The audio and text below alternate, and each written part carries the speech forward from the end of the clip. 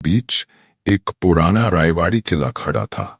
ये किला मराठा साम्राज्य का एक पुराना अवशेष था जिसे अब लोग भूल चुके थे।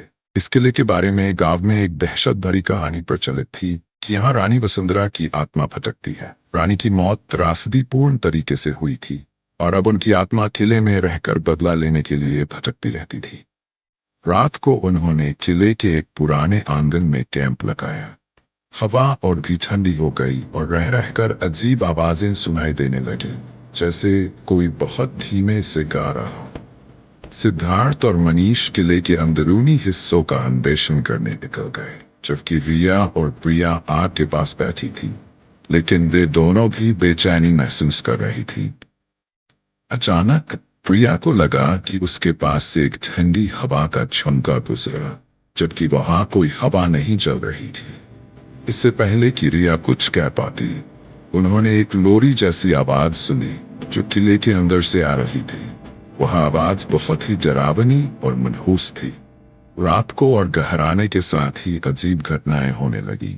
आधी रात के करीब प्रिया को लगा जैसे कोई अदृश्य ताकत उसे किले के एक अंधेरे कमरे में खींच रही है। जैसे ही वह वहां पहुंची, उसकी आंखों के सामने एक छाया प्रकट हुई। एक औरत जो शाही कपड़े पहने हुए थी। उसका चेहरा आधा सुनहरे घूंघट से ढका था और उसकी आंखें गुस्से और दुख से भरी थीं। ये रानी वसुंधरा थी। प्रिया की आवाज गले में अटक गई। रानी की आत्मा ने धीमी और डरावनी आवाज में कहा, तुम यहाँ क्यों आई हो? यह जगह श्रापित है। प्रिया जैसे ही भागने की कोशिश कर रही थी, रानी की आत्मा ने एक भयानक चीख मारी। बाकी लोग भागकर उसके पास पहुंचे और प्रिया को बेहोश पाया। वह ठंडी और सफेद पड़ चुकी थी। अगली सुबह जब प्रिया को होश आया तो वह बुरी तरह डरी हुई थी। उसने रानी के बारे में जो कुछ देखा था वह सब बताया।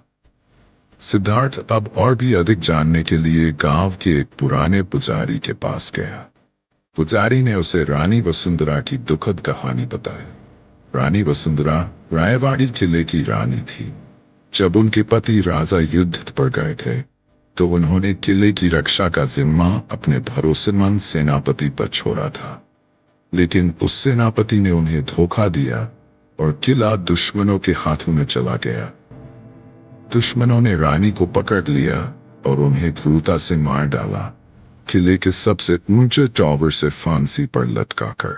मरने से पहले रानी ने किले को श्राप दिया था और तब से उनकी आत्मा वहां भटकती रहती है। किले में अजीब घटनाएं और भी खतरनाक हो गईं। रात को हर दिशा से ड्रम बजने की आवाजें आने लगीं, जैसे किला फिर से युद्ध की रात जी रहा हो। दीवारों पर खून से लिखा एक वाक्य दिखने लगा, वह मेरा रक्त चाहती है। अब उन्हें एहसास हो गया कि वे यहां से निकल नहीं सकते। सिद्धार्थ ने अंदाजा लगाया कि किले से चुराई गई प्राचीन मूर्ति को वापस रखना ही एकमात्र उपाय है। जैसे ही उन्होंने मूर्ति को वापस रखा, किले की आत्मा एक बार फिर प्रकट हुई।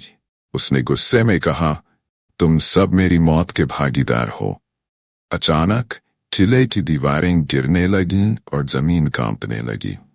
मनीष को रानी की आत्मा ने पकड़ लिया और उसकी चीख पूरे किले में गूंजने लगी। सिद्धार्थ और प्रिया किसी तरह मनीष का शव लेकर बाहर भागे, लेकिन किले की दीवारें ढह गई। कुछ महीनों बाद सिद्धार्थ और प्रिया पुणे लौट आए, लेकिन वे कभी उस रात को नहीं भूल पाए।